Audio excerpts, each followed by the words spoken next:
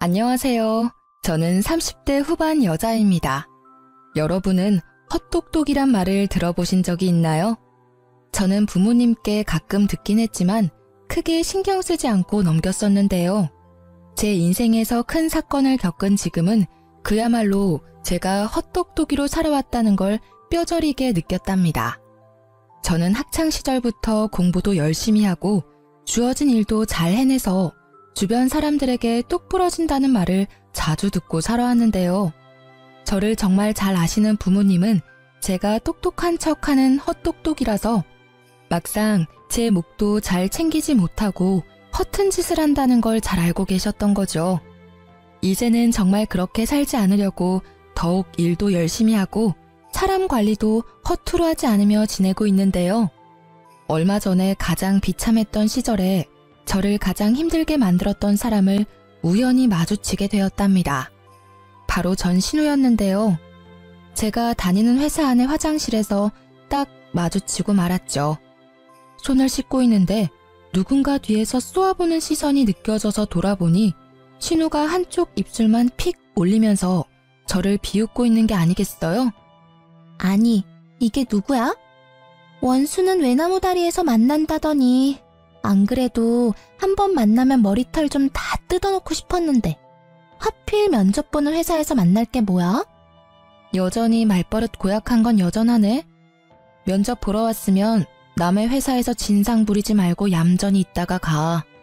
그리고 짜증나니까 아는 척하지 말고. 참나, 누가 누구한테 짜증난대? 그쪽 때문에 내 일진이 지금 재수가 없거든? 보아하니 여기 면접 보러 온 것 같은데 누가 언니처럼 나이 많은 사람 써주겠어요? 그 나이 먹도록 면접이나 보러 다니나 보네. 누가 누구한테 할 소린데. 너야말로 이제 30 중반인데 너 백수라서 경력도 하나 없잖아. 뭘 믿고 면접 볼 생각을 하니? 저는 인상을 팍 쓰며 눈썹을 올리는 신우의 어깨를 팍 치고 화장실을 나가버렸어요. 그리고 당당하게 면접 장소로 걸어 들어갔죠. 제가 들어가자 이미 면접장에 앉아있던 직원들이 일어나서 인사를 건넸답니다. 맞아요. 저는 이 회사의 이사로 재직 중이랍니다. 몇 년 전에 이혼한 뒤에 더욱 스펙을 쌓아서 지금의 회사의 임원으로 이직을 성공할 수 있었는데요. 전에 다니던 회사보다 작지만 앞으로 수요가 많은 분야의 회사라서 만족하며 다니고 있답니다. 오늘 고객 서비스 센터 직원들을 더 뽑으려고 면접을 보는 자리인데 신우이를 여기서 본 거죠. 저는 신우이가 들어오기만을 기다리면서 다른 사람들을 차례로 면접을 봐나갔답니다. 그리고 드디어 신우이가 다소곳한 표정으로 면접장 안으로 들어오더군요. 정상적인 사람 흉내를 내고 있으니 기가 막혀서 혼자 헛웃음까지 나오더라고요.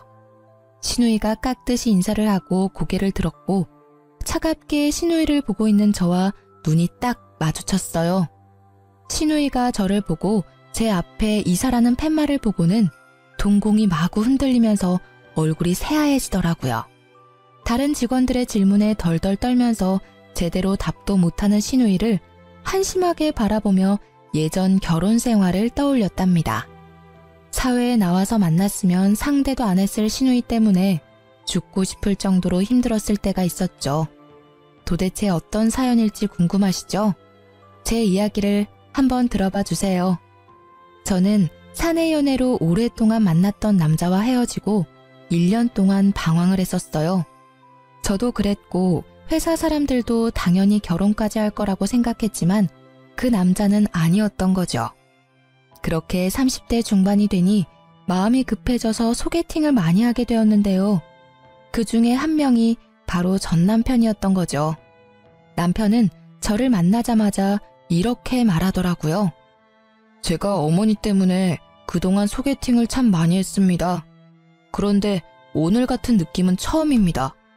이런 걸 첫눈에 반했다고 하는 걸까요? 처음 만나자마자 느끼한 말을 해대서 사실 처음부터 호감이 가진 않았어요. 하지만 남편은 자기의 말을 증명이라도 하듯이 정말 열정적으로 구애를 했답니다. 거의 40에 가까운 남자가 20대 남자처럼 열정적으로 애정을 쏟아주니까 저도 마음이 기울더라고요. 직업도 대기업 팀장이라 연봉도 나쁘지 않았고 홀어머니와 여동생과 같이 산다고 했지만 가족 문제가 그렇게 크게 결혼에 걸림돌이 될 거라는 생각은 안 했던 것 같아요. 연애는 6개월 정도 하고 프로포즈를 받게 되었는데 짧은 시간이지만 자기 어머니에 대한 애틋한 마음을 자주 내비치긴 하더라고요. 우리 어머니가 나랑 여동생을 키우시느라 정말 고생을 많이 하셨어. 특히 내가 취직할 때까지 용돈 주셔가며 도와주셨지. 그래서 난 진짜 어머니한테 잘하고 싶어. 우리 부모님도 나 키우느라 고생 많이 하셨어. 어느 부모님이든 다 애틋하고 그렇지. 결혼 전에 말하고 싶은 게 있는데 물론 나도 최선을 다할 거야. 하지만 우리 효도는 각자 하자. 요즘 다 그런 거 알지? 어차피 분가에서 우리 둘이 사는데 양가 부모님들 뭐 얼마나 보겠어. 우리도 각자 일하느라 바쁘고. 근데 우리 엄마는 며느리랑 딸같이 친하게 지내시는 걸 항상 바라셨으니까 여보가 좀 맞춰줬으면 좋겠어. 너무 정없게 그러지 말고. 그래, 최선을 다한다니까. 그럼 자기도 우리 아버지랑 낚시도 가고 잘 지내줘. 우리 아빠도 사위랑 낚시 다니는 게 꿈이래. 제가 그렇게 말하니 남편은 꿀먹은 벙어리처럼 아무 말도 하지 않더라고요. 그래서 알아들었나 생각했는데 지금 생각하면 계속 이런 문제로 다투면 결혼을 못할까봐 참았던 것이죠. 그렇게 상견례를 하게 되었고 고급 한정식 식당을 제가 직접 예약했답니다. 친정 부모님도 정시에 도착하셔서 남편과 이런저런 얘기를 나누시고 있었고요. 그런데 예비 시모와 신우가 1시간이나 늦게 온 게 아니겠어요? 남편이 안절부절 못하니 친정 아버지는 오히려 괜찮다고 다독여주셨어요. 그때 문이 벌컥 열리며 두 사람이 거만한 태도로 들어오더라고요. 하필 골라도 이런 외진 데를 고를 게 뭐람? 택시도 안 잡히고 차는 또 어찌나 막히는지. 오빠, 우리한테 뭐라고 하지 마. 이런 식당을 잡은 게 문제지. 아, 짜증나. 배고파 죽겠네. 두 사람은 미안하단 말을 한마디도 하지 않고 오히려 당당하더라고요. 친정 부모님의 표정이 점점 굳어지는 걸 보자 제가 더 민망해졌답니다. 결혼식 날짜는 6월 20일로 받았는데 어떠신가요? 이날이 가장 좋다고 하는데요. 아, 안 돼요.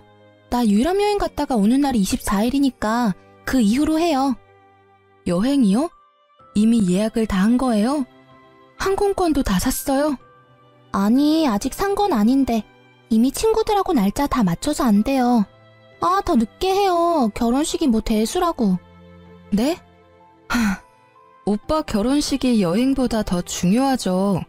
제가 알아보니까 식장도 21일이 제일 저렴하고 조건도 좋아요. 좀 양보해 주시면 안 될까요? 예, 21일 말고 그 다음 주 주말로 하면 되지. 일주일 차이가 뭐 그리 대수라고 그래? 벌써부터 신우이를 이기려고 하니? 우리 아들같이 잘난 남자랑 결혼하면 받아들일 건 받아들여야지. 사부인, 안 그래요? 갑자기 친정아버지가 물컵을 쾅 하고 세게 놓으셨어요. 어머니가 얼른 아버지 손을 잡아 말리고 분위기는 순식간에 얼음처럼 차가워졌답니다. 화가 난 아버지를 보고 시모가 그제야 말을 아끼더라고요.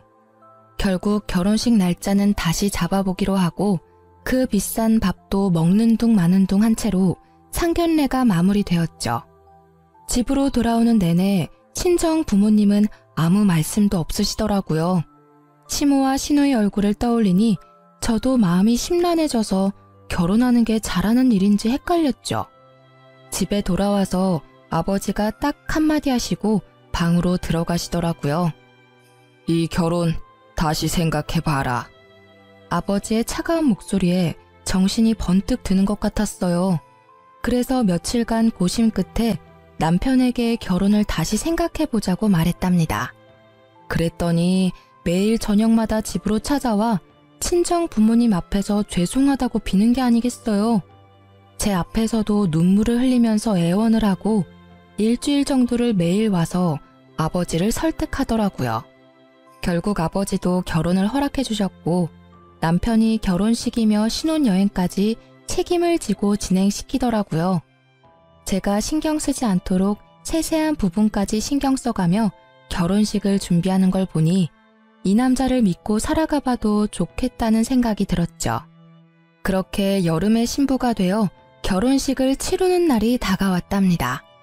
신부 대기실에서 친구들과 사진 찍으며 얘기를 나누고 있는데 문이 벌컥 열리더라고요. 문소리만 듣고도 본능적으로 신우이라는 걸 알겠더라고요. 신우를 본 친구들이 경악을 하며 저를 바라봤어요. 그래서 저도 신우를 쳐다봤는데 세상에 하얀 원피스를 입고 왔더라고요. 거기다 빨간 구두를 신고 화장도 세상 촌스럽게 하고 와서 누가 보면 결혼식 파토 내려고 온 여자인 줄 알겠더라고요. 아가씨, 왜 한복을 안 입고 원피스를 입었어요? 근데 원피스 색이 좀... 색이 왜요? 이거 베이지색이에요. 내가 살 때도 흰색 아닌 거 확인하고 산 거예요. 나도 예의는 있어요. 그리고 이거 명품이라고요. 소리를 삑 지르고 제 옆에 앉아서 사진을 찍기 시작하는데 진짜 미쳐버리겠더라고요. 친구들도 기가 막혀서 입을 떡 벌리고 있고 다른 사람들은 신우의 옷을 보고 다 수군수군 됐죠. 그렇게 결혼식이 시작되고 정신이 하나도 없이 버진로드를 걷고 여차저차 결혼식이 마무리가 되었어요. 사진 찍는 순서가 되고 신우가 제 옆에 딱 서자 그제야 정신이 번쩍 들더라고요. 다행히도 제 가방순이 친구가 신우의 옆을 파고들어 제 옆에 서주더라고요. 덕분에 하얀 옷 옆에 하얀 옷이 되는 참사는 피할 수 있었답니다. 그렇게 정신없이 사진을 찍고 부케도 던지고 마무리가 되었어요. 그때 갑자기 시모가 앞으로 떡하니 나와 사진사를 부르는 게 아니겠어요? 이제 다 찍은 거죠? 그럼 나 좀 찍어줘요. 여기 배경도 멋있고 좋네. 얼른요. 사진사가 영문을 몰라 쳐다보니 시모가 얼른 의자를 하나 가져와서 가운데에 딱 놓고 앉더라고요. 자자, 얼른 찍어줘 봐요. 오늘처럼 이렇게 화장하고 한복 곱게 입었을 때 독사진 좀 찍어두려고 그래요. 저는 너무 황당하고 하객들 보기에도 부끄러워서 남편을 푹 찔렀어요. 지금 어머니 뭐 하시는 거야? 왜 갑자기 사진을 찍으신다는 거야? 좀 말려봐. 아니, 오늘 예쁘게 하고 오셨다고 나중에 쓰실 영정사진 좀 찍으신대. 뭐? 지금 뭘 찍는다고? 제정신이야? 자기도 알고 있었어? 남편은 어깨를 으쓱하더니 뭐가 대수라는 듯이 오히려 놀라는 저를 이상하게 바라보기까지 하더라고요. 사돈도 오늘 한복 곱게 입으신 김에 한 장 찍어둬요. 이게 다 돈 버는 거니까. 결국 친정 부모님은 얼굴이 굳으셔서 자리를 피해버리셨어요. 그 와중에 시모 머리까지 매만져주며 사진 각도까지 체크하는 신우 모습에 남아있던 하객들이 웃기까지 했답니다. 저는 너무 부끄러워서 쥐구멍이라도 들어가고 싶을 정도였죠. 결국 시모는 영정사진을 찍었고 저는 결혼사진 앨범 선택할 때 시모 사진도 비싼 돈을 주고 사야만 했답니다. 그 장면이 너무 충격적이라 지금도 결혼식은 하나도 기억이 안 나고 떡하니 의자 놓고 앉던 시모 모습이 제일 먼저 떠오를 정도니까요. 신혼집은 시댁과 차로 10분 거리에 있었어요. 남편이 시댁이 있는 동네가 좋다면서 직접 전세 자금까지 다 내면서까지 마련한 아파트였기 때문에 어쩔 수 없이 가까이서 살게 된 거죠. 신혼여행 다녀오고 그 다음 주 주말부터 시모가 남편에게 전화를 해서 집에 오라고 난리를 부리더라고요. 엄마가 나랑 떨어져 살게 되니까 적응이 안 돼서 너무 울적하시대. 토요일마다 집에 와서 같이 밥 먹자는데 가면 안 될까? 매주 토요일마다 가자고? 그건 좀 너무하지 않아? 나도 쉴 시간은 있어야지. 그럼 일요일은 우리 집에 매주 갈 수 있어? 아니잖아. 지금은 초반이니까 좀 맞춰드리고 점점 안 가면 되지. 너무 깐깐하게 굴지 말고. 일단 이번 주는 가는 거다. 알았지? 그렇게 토요일에 시댁에 가게 되었는데요. 진짜 너무 가기 싫었지만 신혼이니 좋은 게 좋은 거란 심정으로 따라 나섰죠. 저녁 5시쯤 도착해서 나가서 외식을 하던지 배달을 시켜 먹으려고 생각을 하고 있었는데요. 시댁에 딱 들어가니 시모가 제 인사도 받지 않고 고갯짓으로 주방을 가리키는 게 아니겠어요? 황당했지만 주방으로 들어가 봤는데 싱크대 가득 장바온 채소며 고기들이 쌓여 있더라고요.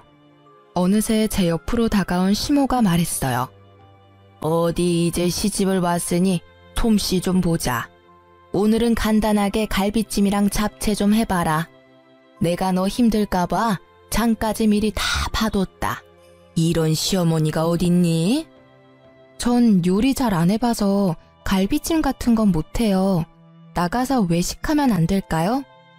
너는 나이가 몇인데 음식도 못하는 게 말이 되니?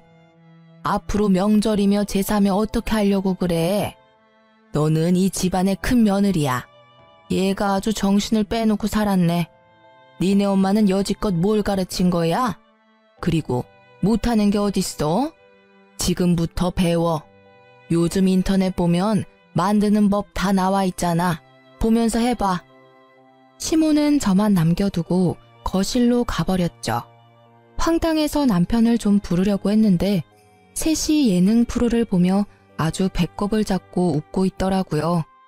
진짜 어이가 없어서 남편과 눈 좀 마주치려고 계속 애쓰고 있는데 시모가 저를 매서운 눈으로 째려보면서 얼른 하라는 식으로 또 고갯짓을 했죠. 저는 하는 수 없이 갈비찜 만드는 법을 검색해서 따라해보기 시작했어요. 처음 만드는 거니까 시간도 오래 걸리고 정신도 없고 미치겠더라고요. 혼자 불 앞에서 땀을 뻘뻘 흘리며 요리를 하고 있는데 신우가 어슬렁거리며 주방으로 들어왔죠. 뭐 타는 냄새 나는 것 같은데? 언니 진짜 잡채도 처음 해봐요? 그래놓고 어떻게 결혼을 할 생각을 했지? 아가씨, 지금 정신 하나도 없으니까 좀 도와주던지 아니면 나갈래요? 무서워. 네, 나갈게요. 오늘 안에는 먹을 수 있으려나 몰라. 그러면서 제가 썰어놓은 당근을 하나씩 빼서 먹는 게 아니겠어요. 제가 도끼 눈을 하고 쳐다보니까 신우가 훗 하고 비웃고는 들었던 당근을 탁 던져버리고 나가더라고요. 저는 다 때려치고 집으로 뛰쳐가고 싶었지만 참을 인자를 새기며 계속 요리를 할 수밖에 없었죠. 거의 2시간 동안 만들어서 간신히 밥상을 차렸는데 얄미운 신우가 또 한마디 하면서 식탁에 앉더라고요. 배고파 죽겠네. 갈비찜 30분이면 할걸 무슨 2시간이 걸려? 너무 짜다. 오빠, 잡채 좀 먹어봐. 와, 이렇게 맛없는 거 처음 먹어봐. 우리 아들 도대체 장가 가서 뭐 먹고 회사 가는 거야? 너 남편 저녁밥은 챙겨주니? 그 쉬운 갈비찜도 이따위로 만들고 한심하다 한심해. 너 안 되겠어. 매주 주말마다 와서 요리 배워. 알았어? 저희는 저녁까지 회사에서 다 먹고 와요. 그리고 요즘 밀키트가 얼마나 잘 나오는데요. 돈도 더 절약돼요, 어머니. 말 대답 좀 하지 마라. 너 제사상도 밀키트로 차릴 거야? 에휴, 얘를 뭐부터 가르쳐야 돼? 나이나 어리면 그러려니 하지. 이건 40이 다 돼가면서 남편 밥도 제대로 못 차리는 걸 하필 데려와가지고. 시모는 거칠게 숟가락을 내던지면서 소리를 지르는 거예요. 저는 너무 놀라고 이런 대접받는 게 이해가 되지 않아서 화가 머리 끝까지 났답니다. 입술을 꽉 물고 남편을 쳐다보니 남편은 고개만 푹 숙이고 밥을 먹고 있더라고요. 시누이와 시모는 못 먹겠다면서 거실로 나가서 계속 궁시렁대더라고요. 저는 이대로 가단 폭발할 것 같아서 조용히 일어나 가방을 들고 현관문으로 향했어요. 제가 나가는 걸 본 시모가 악을 쓰듯이 소리를 지르더라고요. 야, 너 어디서 배워먹은 버르장머리야? 당장 안 들어와? 누구 보고 설거지하라고 부엌을 개판으로 만들고 나가는 거야? 야! 저는 그대로 집으로 돌아왔고 남편은 뒤따라오더니 시모한테 전화해서 사과하라고 계속 강요하더라고요. 그런 남편도 꼴 보기 싫어서 아무 말도 안 하고 일주일 동안 냉전이 이어졌답니다. 시모와 신우는 하루에 수십 개씩 메시지를 보내는데 스토커도 이렇게는 안 할 것 같네요. 소름까지 끼쳐서 아예 며칠은 핸드폰을 끄고 살 정도였답니다. 특히 어이가 없는 건 제가 그렇게 가버렸는데도 신우가 매주 금요일마다 먹고 싶은 메뉴를 보내는 거였어요. 도대체 무슨 생각으로 사는 건지. 진심으로 신우이가 덜 떨어져 보이기까지 했어요. 그러거나 말거나 읽지도 않고 철저히 무시해버렸죠. 퇴근하고 와서 저녁 먹고 쉬고 있는데 갑자기 초인종이 막 울리는 게 아니겠어요. 깜짝 놀라서 옆에 있던 남편을 쳐다보니 남편도 영문을 모르겠다는 표정으로 확인을 해보더라고요. 아니나 다를까 신우가 저승사자처럼 서 있더라고요.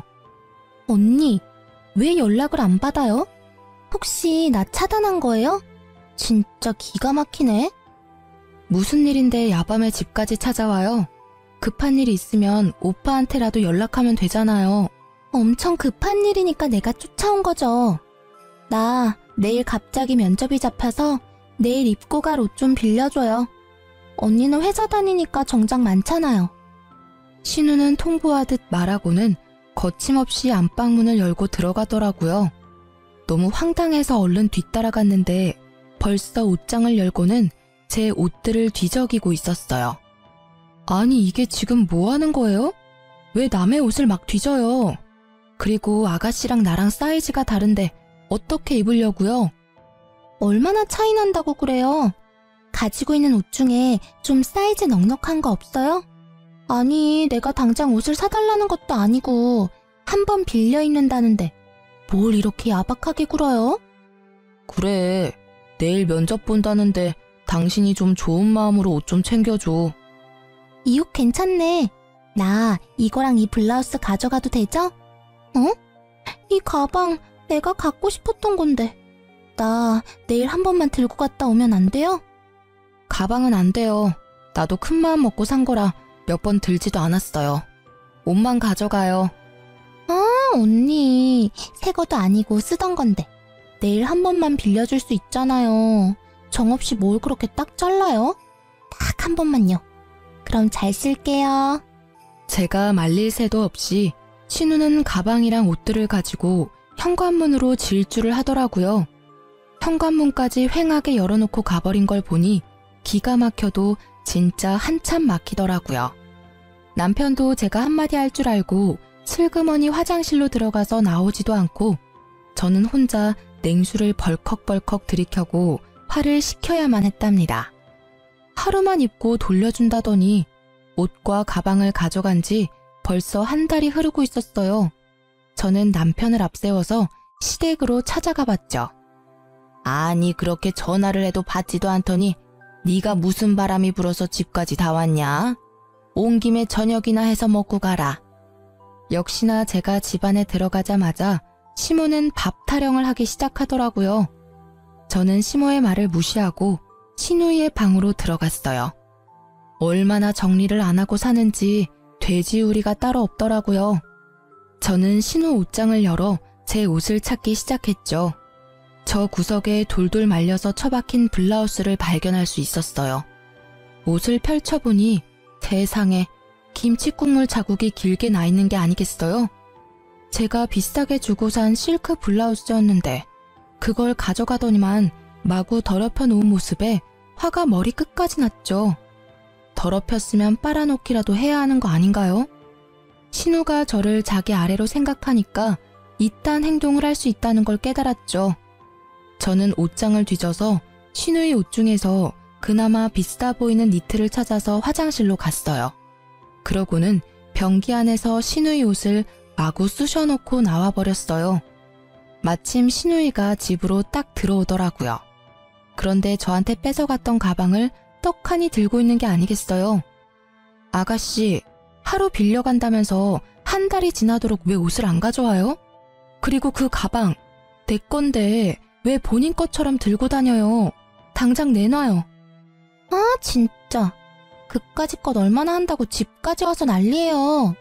어차피 언니한테 이 가방 어울리지도 않아요. 나이 들어서 이런 거 들면 뭐해요? 들고 다녔으니까 준 거잖아요. 그냥 나한테 줘요. 사달라는 것도 아니고.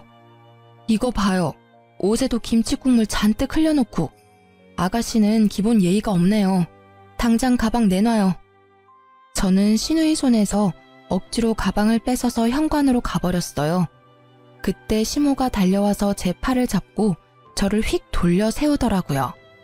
야, 이게 보자 하니까 우리 귀한 딸한테 뭐 하는 짓이야? 새언니가 돼가지고 신우이가 면접 본다면 정장 한 벌 쫙 사줄 생각을 해야지. 큰며느리 그릇이 간장종지만한데 집안 잘 돌아가겠다. 어머니, 저도 우리 집에선 귀한 딸이에요. 그리고 생판 모르는 사람한테 숟가락 하나를 빌려도 깨끗하게 닦아서 돌려주는 게 당연한 건데 아가씨 하는 짓 좀 보세요. 그때 신우이가 악하고 소리를 지르는 소리가 들리더니 변기물이 뚝뚝 떨어지는 니트를 들고 제 앞으로 달려들더라고요. 이거 언니가 이랬어요? 진짜 미친 거 아니야? 이게 얼마짜린데? 더군다나 니트를 변기에 쳐박아? 진짜 정신병자네? 오빠 정신병자랑 결혼했어. 나 절대 못 넘어가. 얘가 처음엔 아주 얌전을 떨더니만 아주 무서운 애였네. 진짜 네가 이런 거야? 너 제정신이야? 당장 우리 딸한테 사과하고 당장 똑같은 거 사와. 그럼 아가씨도 내 블라우스랑 뜯어진 치마 똑같은 걸로 사와요. 그럼 나도 그까짓 니트 사다 줄 테니까. 그리고 어머니, 덜 떨어진 아가씨 그렇게 계속 감싸면 아가씨 결혼도 못하고 평생 저렇게 살 거니까 정신 차리세요. 저는 할 말을 잃고 어버버하는 시모를 뒤로 하고 남편을 쳐다보지도 않고 집으로 돌아와 버렸답니다. 남편도 바로 저를 따라와서 엄청나게 화를 내더라고요. 시모와 시누이가 핸드폰에 불이 나도록 번갈아가며 전화하는 건 말할 것도 없고요. 한 번도 제 편을 들지 않는 남편한테도 더 이상 실망할 것도 없고 말 섞기도 지쳐서 완전히 무시하고 말도 하지 않고 지냈답니다. 한 달 넘게 남편과 말도 하지 않으니까 남편도 기가 죽었는지 제 눈치를 살살 보며 지내더라고요. 저는 그 사이에 남편에게 모든 정이 다 떨어져 버려서 남편이 쩝쩝대며 밥 먹는 모습도 꼴보기가 싫을 정도였어요. 그래서 될 수 있으면 야근까지 하고 집에 늦게 들어왔답니다. 주말에도 근무를 지원해 남편과 함께 있는 시간을 최대한 만들지 않으려고 했어요. 그렇게 몇 달이 지나고 잠잠하던 시모가 슬금슬금 연락이 오기 시작하더라고요. 신우도 이번 주 메뉴를 적어서 보내기 시작하는데 진짜 정신이 이상한 게 아닌가 하는 생각까지 들었어요. 일반적인 사람이라면 이럴 수가 없잖아요. 하루는 제가 정신없이 일을 하다가 전화가 와서 확인도 안 하고 받았는데 앞불싸 신우이더라고요. 이제야 전화를 받네요. 엄마가 이번 주 토요일에 와서 닭볶음탕 만들어서 같이 먹재요. 그럼 지금까지 했던 행동들 용서해주고 다시 잘 지내본다니까 장 봐서 일찍 와요. 내가 용서받지 못할 행동한 게 있나요? 아가씨가 나한테 잘못을 빌어야 될 것 같은데. 아가씨 면접 붙었어요? 떨어졌죠? 그럼 지금 하는 일 없는 백수잖아요. 아가씨가 어머니한테 닭볶음탕 좀 만들어서 효도 좀 해봐요. 됐죠? 말 다 했어요? 나도 알바 하거든요. 나한테 이렇게 대한 거 엄마한테 다 말할 거니까 알아서 해요. 내가 엄마 대신 좋게 말해보려고 했는데 안 되겠네 진짜. 저는 픽 비웃어주고는 전화를 끊어버렸어요. 그날 밤 늦게 집에 들어갔는데 남편이 저를 기다리고 있었는지 소파에 다소곳이 앉아있더라고요. 그러더니 바로 어디론가 전화를 걸더니 대뜸 저한테 핸드폰을 넘겨주는 게 아니겠어요? 인상을 쓰며 전화를 받았더니 시모가 악을 쓰기 시작했죠. 야, 네가 뭔데 시어미를 무시해? 네 부모가 그렇게 가르치든?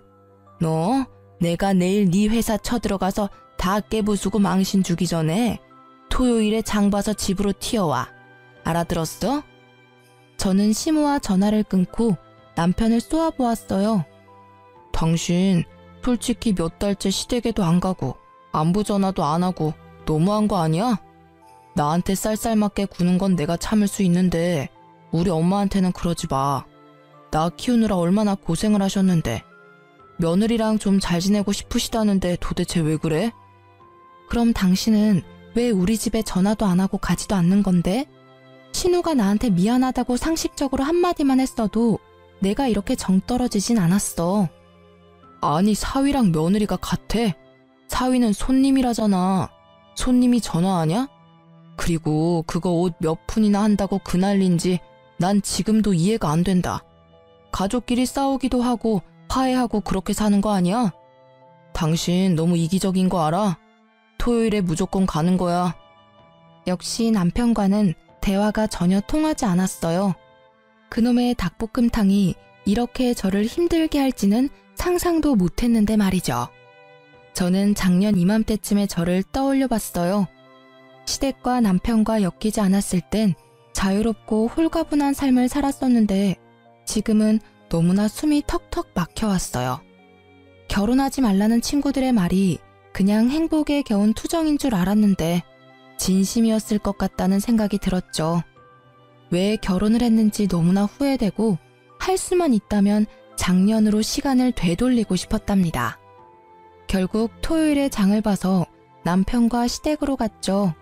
집 안으로 들어가 보니 시모와 신우는 저를 아는 척도 안 하고 텔레비전을 보고 낄낄대고 있더라고요. 저도 말 섞기 싫어서 바로 주방으로 들어가서 재료를 손질하기 시작했어요.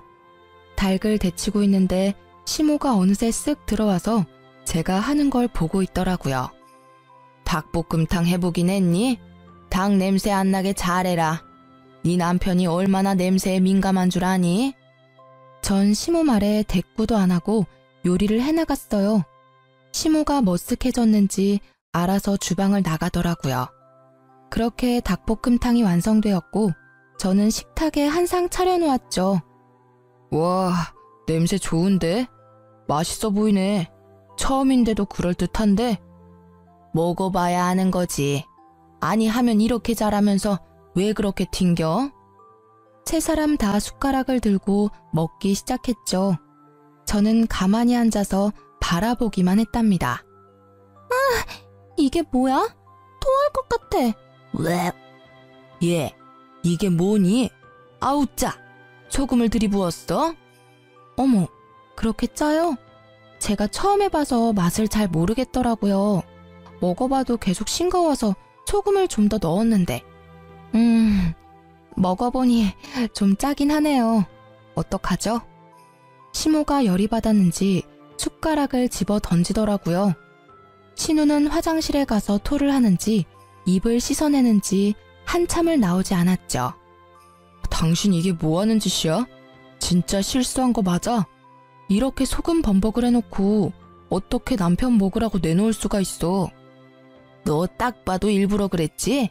이거 진짜 못 쓰겠네. 주방도 아주 개판으로 만들어 놓고. 너 당장 싹 정리하고 집 청소까지 다 해놓고 있어. 너는 밥 먹을 자격도 없어. 우리는 나가서 밥 먹고 올 테니까 그때까지 기다리고 있어. 난 이번 일 절대 그냥 못 넘어가. 이건 우리 집을 무시하는 거야. 저는 아무 대꾸도 하지 않고 소금 범벅 닭볶음탕을 바라보고 있었죠. 세 사람은 기가 막히다고 한참을 열을 내더니 밖으로 나가더라고요. 저는 주방을 더 엉망으로 만들어 놓고 닭볶음탕이 담긴 냄비를 가지고 친정으로 향했어요. 사실 덜어놓은 한 접시에만 소금을 쏟아부었고 나머지는 정상적인 닭볶음탕이었거든요. 제가 갑자기 찾아오자 친정 부모님은 놀라신 눈치였지만 제가 만든 닭볶음탕을 드시면서 맛있다고 행복하게 드시더라고요.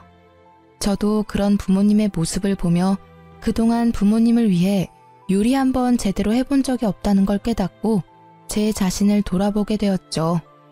부모님과 식사를 마치고 수다를 떨면서 오랜만에 평화로운 시간을 보내고 있는데 아니나 다를까 핸드폰에서 불이 나도록 연락이 오기 시작했어요. 30분 정도 지났을까? 친정집 현관문을 누가 미친 듯이 두드리기 시작했답니다. 놀라신 부모님이 현관문을 열자 남편이 씩씩대며 서 있더라고요. 아니 자네 이게 무슨 일인가? 왜 이렇게 문을 부수듯이 두드려? 제처 여기 있죠? 아무리 전화를 해도 받아야 말이죠. 야, 당장 나와. 야라니? 자네 왜 이렇게 흥분을 했나? 도대체 무슨 일인가? 저게 우리 집 주방을 개판으로 만들고 일부러 소금을 들이부어서 제 동생은 죽을 뻔했다고요. 아니 시댁을 얼마나 무시하면 그딴 짓을 합니까? 저 절대 못 넘어갑니다. 오늘 아주 버릇을 단단히 고쳐놔야지. 야, 당장 나와. 누가 들으면 내가 음식에 독이라도 탔는 줄 알겠네. 당신이야말로 우리 집에 와서 이게 무슨 행패야? 우리 집은 우스워 보여? 이게 아직도 말대답이야? 하늘 같은 남편을 이따위로 취급해? 당장 따라 나와. 남편이 제 손목을 세게 비틀어서 잡아 끌기 시작했어요. 화가 난 아버지가 남편을 팍 밀쳐버렸죠. 자네야말로 장인 장모를 얼마나 무시하면 내 앞에서 내 딸 손모가지를 비트나? 여지껏 우리 딸 이렇게 대한 거야? 당장 꺼지게. 당장. 친정아버지가 문을 못 닫도록 막아대는 남편을 다시 한번 세게 밀어서 넘어뜨리고는 현관문을 닫아버렸답니다. 남편은 한참을 쿵쿵 발로 현관문을 차다가 돌아갔죠. 너 여지껏 이런 취급을 받았어? 네가 저놈보다 뭐가 부족해서? 당장 이혼해라. 하나 보면 열을 안다고 더 볼 것도 없다. 아버지의 말을 듣고 저도 정신이 바짝 차려지면서 이혼을 해야겠다는 결심이 굳어졌어요. 그렇게 당장 남편에게 이혼을 통보했고 남편은 절대 안 된다며 집으로 들어오라고 했어요. 난 이혼할 때까지는 절대 그 집으로 돌아가는 일 없을 거야. 내가 그 집에 가는 날은 내 짐을 빼오는 날뿐이야. 오늘 당신 회사로도 이혼 서류 보냈으니까 당장 도장 찍어서 보내. 내가 바람을 폈냐? 너를 패기라도 했냐? 내가 이혼 안 하겠다는데 네가 무슨 수로 이혼을 할 건데? 어디 한번 계속 개겨봐. 누가 이기나 보자. 저는 닭볶음탕을 만들러 간 날에 시모와 남편이 한 대화를 모두 녹음했었고 남편이 친정에 와서 소란을 피운 것도 모두 녹음을 해놓았었거든요. 일부분을 남편에게 보내자 남편이 일단 이혼 서류 들고 만나자고 태도를 바꾸더라고요. 그래서 약속 장소로 나가서 남편을 기다렸답니다. 문 쪽이 소란스러워 뒤돌아보니 시모와 시누이와 남편이 같이 몰려 들어오더라고요. 시모는 저를 보자마자 제 따귀를 마구 때리기 시작했어요. 저는 너무 놀라서 대응도 못하고 몸이 굳어버렸죠. 누구 마음대로 이혼이야? 너는 내가 오늘 버르장머리를 확실히 고쳐놓을 거야. 니까짓 게 뭔데 우리 집안을 무시하고 쑥대밭으로 만들어? 그것도 모자라서 우리 아들을 이혼남 만들겠다고? 이게? 지금 저 때린 거 후회하실 텐데요. 누군 이혼녀 되고 싶어서 되나요? 제 인생도 그쪽 때문에 아주 더럽게 꼬였네요. 보자 하니까 우리 엄마한테 뭔 말버릇이야? 이번엔 신우가 달려들어 제 머리채를 잡고 흔들기 시작했어요. 제가 신우의 팔목을 마구 핥히어대자 시모가 제 팔을 붙들지 뭐해요. 제가 무차별적으로 당하고 있는데 남편은 그 모습을 보고만 있더라고요. 여기요. 경찰 좀 불러주세요. 사장님! 제가 소리치자 시모가 제 입을 틀어막기까지 하더라고요. 경찰이 올까봐 무서웠는지 저를 끌고 밖으로 나가려고 하길래 안간 힘을 써서 주저앉아 버티기 시작했답니다. 사람들이 신고를 했는지 다행히도 금방 경찰이 출동했고 다 같이 경찰서로 향했어요. 제 인생 처음으로 경찰서에 와서 조사도 받고 결혼하고 참 별일을 다 겪는다 싶었죠. 저는 경찰에게 폭행죄와 협박죄로 세 사람 모두 고발하겠다고 하고 진술서를 적기 시작했고 그 모습을 보던 세 사람이 펄쩍 뛰었죠. 아니 가족끼리 좀 다툰 거 가지고 무슨 협박죄? 형사님, 얘 좀 보세요. 말도 안 되는 소리를 하고 있네 진짜. 혜언니가 좀 정신이 이상해서 우리가 좀 주의를 준 거예요. 그리고 뭐 증거 있어요? 우리가 때린 증거 있냐고요. 참나, 증거는 차고 넘치네요. 목격자도 많고 카페에는 CCTV도 있습니다. 일단 고소 진행한다니 조사 들어가면 알게 되겠죠. 경찰 말을 듣고는 시모가 갑자기 제 손을 덥석 잡고 비굴하게 미소를 짓더라고요. 아유, 얘. 내가 너무 화가 나서 정신이 어떻게 됐었나 보다. 정말 미안하다. 우리 서로 간에 이해하고 용서하고 다시 잘 지내보자. 우리 가족 아니니? 저를 정말 가족으로 생각하셨으면 그렇게 개 패듯이 패진 않았겠죠. 아니죠. 키우던 개도 그렇게는 안 때리겠어요. 저는 절대 합의도 고소 취하도 안 할 거니까 법대로 해요. 형사님, 계속 진행해주세요. 남편이 점점 일이 심각하게 돌아가는 걸 느꼈는지 저에게 조용히 말하더라고요. 고소 취하하면 이혼해 줄게. 원하면 지금 당장 도장 찍어줄게. 저는 바로 가방에서 이혼 서류를 꺼내서 남편에게 내밀었어요. 남편은 바로 도장을 찍어 건네줬죠. 일단 고소를 나중으로 미루고 이혼 서류부터 접수했고 시댁에게 폭력을 당했다는 증거가 있어서 좀 더 빠르게 판결을 받을 수 있었어요. 그렇게 1년이 채 넘지 않은 결혼 생활의 종지부를 찍게 되었답니다. 이혼 확정 신고한 바로 다음 날 저는 다시 해당 경찰서에 찾아가 고소를 진행했고 몇 달이 지나 시모와 시누이에게 폭행죄로 벌금이 선고되었다는 걸 통보받을 수 있었어요. 그리고 바로 남편과 시모에게 계속 연락이 왔고 제가 받지 않자 온갖 욕을 해대며 음성 메시지를 잔뜩 남겨놓았더라고요. 전 상대하기도 싫어서 바로 핸드폰 번호도 바꾸어버리고 남편과 시댁 자체를 머릿속에서 지워버리려고 온갖 노력을 했어요. 1년의 결혼과 이혼 과정은 제 인생에서 철저히 도려내고 싶은 부분이라 오히려 질질 끌지 않고 빨리 해결해서 감사할 뿐이었죠. 그렇게 5년의 시간이 흐르고 저는 연애도 하지 않고 오로지 일에만 몰두했답니다. 그러다가 헤드헌터에게서 현재 회사의 임원 자리로 스카웃 제의를 받아 이직을 하게 되었고 혼자여도 만족스러운 삶을 살아가고 있었죠. 그러다가 면접 자리에서 전 시누이를 딱 맞닥뜨리게 되니 예전 생각이 나서 기분이 너무 안 좋더라고요. 면접 내내 제 눈치만 보며 말도 제대로 못한 시누이는 쫓기듯이 면접장을 나가버렸어요. 그렇게 마무리가 되었나 싶었는데 복도에서 저를 기다리고 있더라고요. 제가 무시하고 지나가자 거칠게 제 손목을 낚아채는 거 있죠? 저는 시누이의 손을 탁 쳐내고 날카롭게 쏘아붙였어요. 이게 지금 예의 없게 무슨 짓이죠? 우리 집은 개떡같이 만들어 놓고 혼자 아주 잘 나가고 계셨네? 너랑 이혼하고 우리 오빤 회사에서 잘려서 지금까지 백수야. 생활비가 없어서 우리 엄마가 청소 일하러 다니다가 허리 다쳐서 지금 요양병원에 있어. 다 너 때문이야. 어떻게 책임질래? 네 오빠가 잘려서 다시 직장 못 구하는 게 왜 내 탓이니? 무능력한 네 오빠 탓이지. 그럼 네가 정신 차리고 고깃집 불판이라도 닦아서 돈을 벌어야지. 너 지금까지 백수지? 뭐? 너 지금 말 다 했어? 너 때문에 빨간 줄 생겨서 취직도 못하는 거잖아. 네가 책임져. 그러니까 나 여기 합격시켜. 너 이 사람이여. 신우가 큰 소리를 내는 게 들렸는지 대표님이 이쪽으로 걸어오는 게 보였어요. 김 이사님, 무슨 일 있나요? 괜찮아요?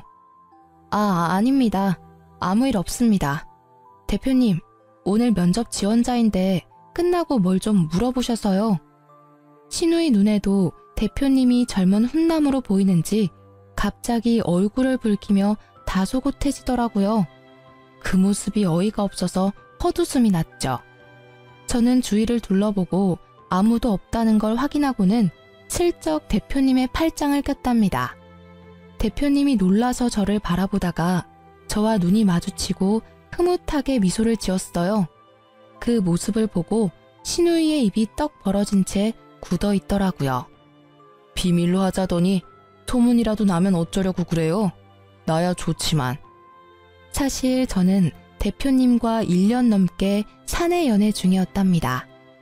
저보다 4살이 많은데 일만 하느라 여지껏 연애도 많이 해보지 않았던 대표님과 매일 야근하며 붙어있다 보니 이성적인 감정이 싹 트더라고요. 슬슬 결혼 얘기가 나오고 있어서 곧 회사에도 알릴 예정이긴 했지만 신우의 부끄러워하는 얼굴을 보니 일부러 보여주고 싶었달까요?